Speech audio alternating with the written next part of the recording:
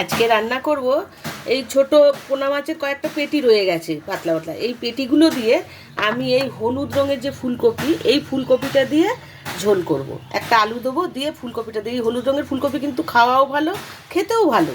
আমি ফুলকপিটা এখন কেটে নিই, তারপরে কি কি মশলা দিয়ে রান্না করছি আপনাদের আমি দেখাবো।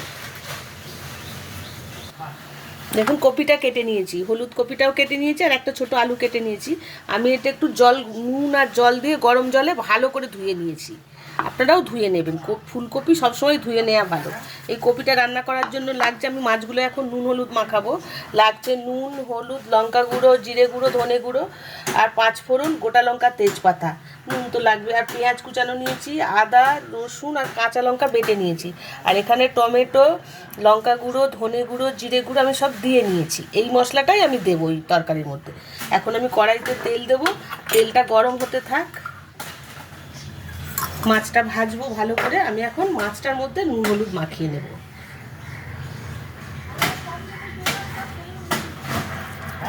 নুন হলুদ মাখিয়ে মাছটা আমি ভালো করে ভেজে নিই।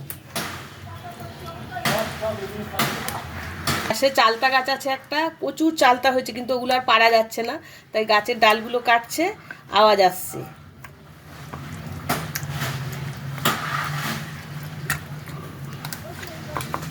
তেলটা গরম হয়ে গেলে মাছগুলো আমি ভেজে নেব।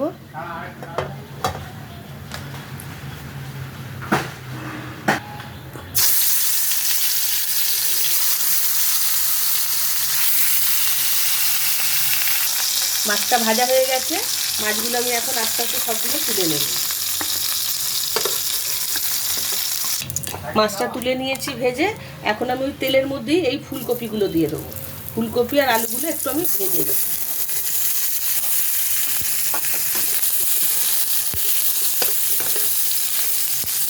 ফুলকপি আলুটা ভাজা ভাজা হয়ে গেছে, আমি এখন এটা তুলে নেব।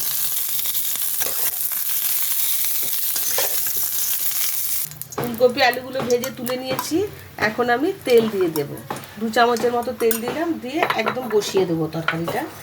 আর আমার তেল লাগবে না। লঙ্কা দিলাম একটা, তেজপাতা দিলাম একটা, আর দেবো 5 ফোড়ন।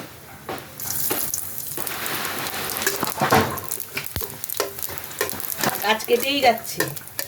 আমি এখন এই পেঁয়াজগুলো দিয়ে দেবো।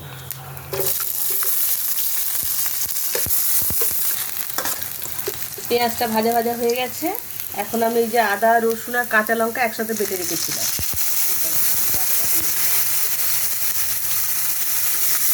আর দেবো সমস্ত মশলা, জিরে গুঁড়ো, লঙ্কা গুঁড়ো, হলুদ গুঁড়ো, ধনে গুঁড়ো, আর টমেটো একসাথে আমি করে রেখেছি, এইটা দিয়ে দিলাম।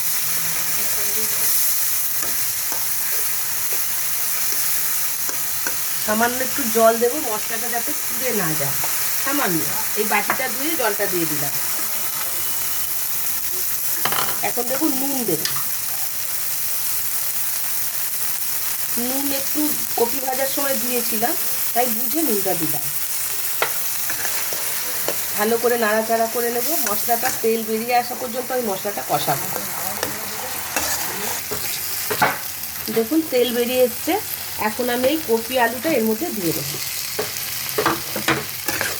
কপি আলুটা ভেজে রেখেছিলাম আগে, একটু নাড়াচাড়া করেই এখন জল দিয়ে দেবো। মশলাটা আমি নাড়াচাড়া করে মাখিয়ে নিয়েছি ফুলকপি আলুর মধ্যে। এখন এই 1 গ্লাস জল দিয়ে দেবো। এটা একটু মাখো মাখো হবে, যারা যেমন ঝোল খাবেন সেরকম রাখবে। কপিটা আলুটা সিদ্ধ হলে আমি মাছগুলো দিয়ে দেবো। এখন 5 মিনিট ঢেকে দেবো আমি।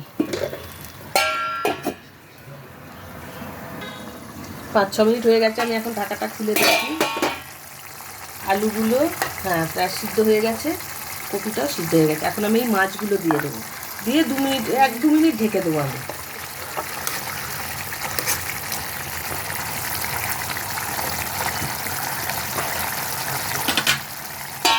এই 2 মিনিটের মতো ঢেকে দেবো। 2 মিনিট হয়ে গেছে, এখন আমি ঢাকাটা খুলে দেখবো। এইটুক ঝোল আমি রাখবো, আলু আছে তো টেনে নেবে, একটু মাখামাখাই হবে। হ্যাঁ, আলু কপি সবই সিদ্ধ হয়ে গেছে। এখন আমি গ্যাসটা বন্ধ করে এটা আমি নামিয়ে নেব।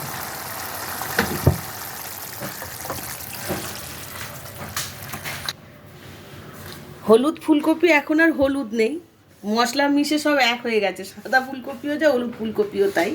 কিন্তু কপিটা হলুদ ছিল, যখন কেটেছিলাম দেখিয়েছি। সেই হলুদ ফুলকপি দিয়ে মাছের ঝোল, আলু দিয়ে ফুলকপি দিয়ে এই মাছের ঝোল করবেন, খুব ভালো লাগে খেতে এই ফুলকপিটা। এই সময়ই পাওয়া যায় ফুলকপিটা।